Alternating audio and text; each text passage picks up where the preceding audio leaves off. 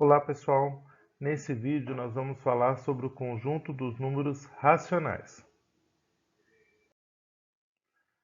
Bem, o conjunto dos números racionais é aquele conjunto que engloba qualquer tipo de número que pode ser escrito em forma de fração, aonde eu tenho o meu numerador e o meu denominador pertencente ao conjunto dos números inteiros. Só que o meu denominador ele tem que ser diferente de zero. Alguns exemplos desses números racionais. 0,4, o que gerou ele foi a fração 2 dividido por 5. 11,666, quem gerou ele foi 35 dividido por 3. E 0,08, o que gerou ele foi o 8 dividido por 100. Pensando nesse conjunto dos racionais, a gente pode então determinar que o conjunto dos racionais ele é constituído pelo conjunto dos números inteiros, pelos números decimais finitos e pelos decimais infinitos periódicos, que a gente também chama de dízimas periódicas. A gente já vai explicar um pouco mais sobre esses números mais para frente. Mas o que a gente pode ter como noção desses conjuntos racionais é que ele é a junção entre dois outros grandes conjuntos, os naturais e os inteiros. A junção entre eles e acrescentando todos os outros decimais, a gente entra no conjunto dos racionais. Agora vamos ver como a gente vai representar esses números decimais, né? Esses números racionais em decimais. A gente tem três tipos de representações. O primeiro é o decimal exato finito. Nesse caso, o nosso conjunto, a gente vai ter um número onde eu sei onde ele termina, a sua parte decimal. Então, por exemplo, o 1 dividido por 2 é o 0,5. Então, eu sei que meu número termina no 5. Quando ele é finito, eu sei onde ele começa e sei onde ele termina. No infinito, eu não sei onde ele termina. Ele é infinito. Tem várias casas decimais aí infinitamente. 1 dividido por 4 é o 0,25. Então, eu sei que ele termina no 25. 3 dividido por 5, 0,6.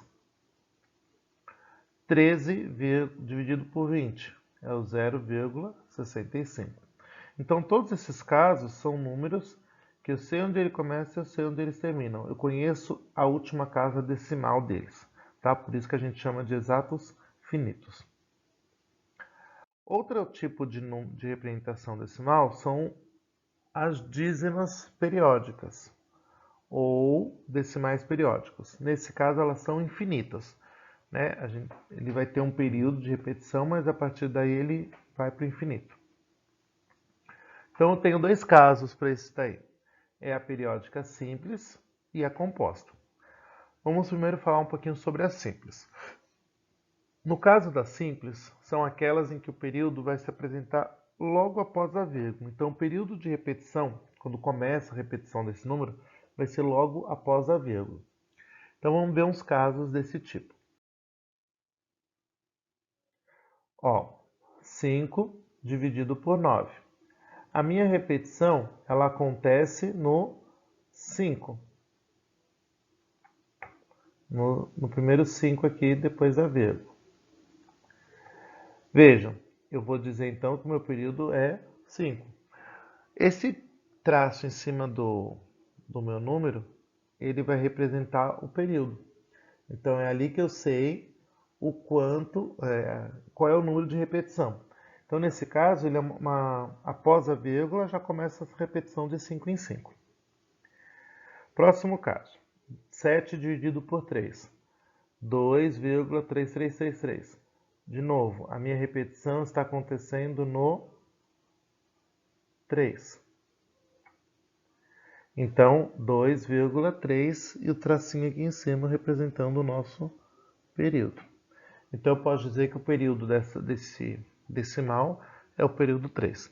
Então, isso não quer dizer que ele pare de repetir. Ele continua repetindo, mas vai ser sempre... Eu vou representar por esse 3, né, para dizer que ele está repetindo. Outro caso, 4 dividido por 33.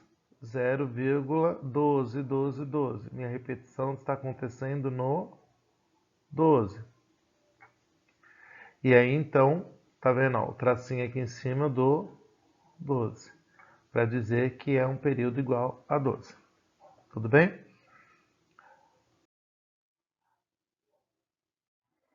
Um outro caso para essa representação vai acontecer quando for dízimas periódicas, só que compostas. Nesse caso, eu tenho um período de não repetição e após esse período de não repetição começa a sua repetição. Então, eu tenho lá a vírgula, um período que a gente chama de não periódica, que é de não repetição, e após isso começa a nossa repetição. Então, alguns exemplos. 1 dividido por 45. Então, tenho 0,0222. Esse zero primeiro, ele não faz parte da minha repetição. O meu período começa no 2. Então, eu tenho um período igual a 2 e uma parte não periódica igual a 0. Depois, 0,6777. De novo, eu tenho um 6 que ele não faz parte do meu período. E aí a minha repetição começa no 7. Então, o período igual a 7, a parte não periódica igual a 6. Aí, a partir desse número decimal, muitas vezes ele vai aparecer em decimal e a gente tem que fazer a operação inversa, que é achar a fração que está gerando esse decimal. Essa fração que gera o decimal a gente chama de fração geratriz. E aí, para a fração geratriz, como eu falei, é aquela que vai dar origem, né? Essa dízima periódica. Então vamos ver alguns casos. Quando os números forem decimais exatos, então, por exemplo, 2,12. Nesse caso, observem o seguinte, eu tenho duas casas depois da vírgula. O que a gente vai fazer? A gente vai tirar essa vírgula, então vai ficar o número 212, e aqui embaixo vai ser dividido pela quantidade de zeros correspondente à quantidade de casas que eu tenho depois da vírgula. Então, eu tenho duas casas aqui também, tá? Essa fração, ela é passível de ser simplificada. Então, se acontecer dela puder ser simplificada, a gente vai ter que simplificá-la, tá? Nesse caso, a gente pode simplificar ela por 4. E aí, simplificando ela por 4, a gente vai ter 53 dividido por 25. Esse valor, 53 dividido por 25, vai ser a nossa fração irredutível. É aquela fração que não pode ser reduzida, tá? Feito isso, a gente parou com a nossa fração aí. Se eu pegar o 53 e dividir por 25, eu vou encontrar como resposta 2,12.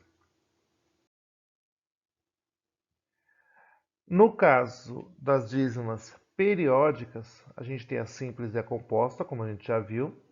No caso da simples, como que a gente vai fazer para determinar isso? Observem esse número, 0,2222. A gente vai ver qual é o período dessa nossa dízima. Então, onde ele está repetindo, ele começa a sua repetição. Então, ele começa a repetição no 2. A partir daí, a gente vai colocar esse 2, que é a nossa repetição, no numerador da nossa fração.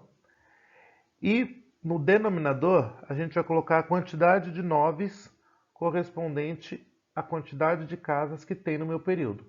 Nesse caso, o meu período tem uma casa, que é só o 2. Então, no meu denominador, eu vou colocar apenas um 9. Então, ficaria da seguinte forma. 2 dividido por 9. O 2, que é o meu período, e o 9, que representa a quantidade de casas que tem no meu período. Vamos ver mais alguns casos. 0,444. O 4 é o meu período, é o que repete. Um algarismo só, então fica 4 dividido por 9. Nesse caso, 0,31. O meu período repete em 31, duas casas. Então, 31 e embaixo 99. Três casas, 0,278. Então, meu período 278, 3 algarismos, 278 embaixo 3 noves. Tá? Toda vez que a gente fizer isso, se as frações puderem ser reduzidas, simplifiquem, tá? Para que a gente consiga chegar na fração irredutível, para cada um dos casos. Outro caso, quando eu tiver um número inteiro na frente, 1,555. Primeiro passo, a gente vai separar o período, né, que é 5. Depois, a gente vai separar a parte inteira, né, diferente do zero, vai separar a parte inteira da parte decimal. Então, isso ficaria da seguinte forma: 1 mais 0,555. A gente sabe que o que gerou essa fração, esse decimal aqui, vai ser a fração 5 sobre 9. Por que 5 sobre 9? Porque 5, uma casa de repetição, e 9 porque eu tenho uma casa só de repetição. Chegamos nisso, a gente tem uma situação.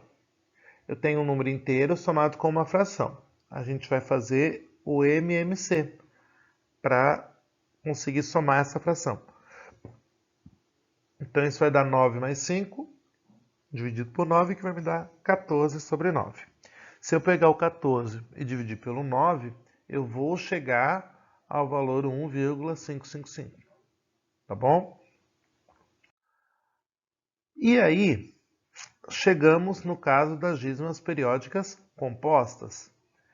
Então, vejam, até então era só eu ver a quantidade de casas que eu tinha lá em cima, colocar o número da repetição lá em cima e a quantidade de casas correspondente ao 9 embaixo. Já no composto, isso vai mudar um pouco, né? Então, no composto, a gente vai ter que analisar, por exemplo, 0,27777. O 2 é a parte não periódica, e a partir do 7 começa o período. Então, a gente vai, primeiro, para cada algarismo do período, ainda a gente vai colocar 9 no denominador. Então, no caso aí seria 9, porque eu tenho só o 7 de repetição. Mas agora, para cada algarismo do anteperíodo, então, no nosso caso, o 2, que vem antes do período, nesse anteperíodo aqui, a gente vai colocar também o 0 no denominador. Então, no denominador dessa fração, vai ter um 9, referente ao 7, e um 0, correspondente ao 2. Então, vai ter o 90 lá no denominador. No numerador, a gente vai fazer a seguinte conta. Parte inteira com o anteperíodo e período. Então, no nosso caso, o 27, menos a parte inteira com o anteperíodo, que seria o 2. Então, ficaria assim, 27 menos 2, dividido por 90. Então, vejam, 27 é a parte daqui, O 2 é esse primeiro valor aqui. E o 90, por quê? 9, uma casa de repetição. E o 0, porque eu tenho uma casa aqui na frente também, tá? Isso daria 25 sobre 90. Nesse caso, eu não simplifiquei a fração, mas daria para simplificar ela por 5, né? Mas vamos deixar ela desse jeito, porque a gente só está analisando como montar essa composição dele.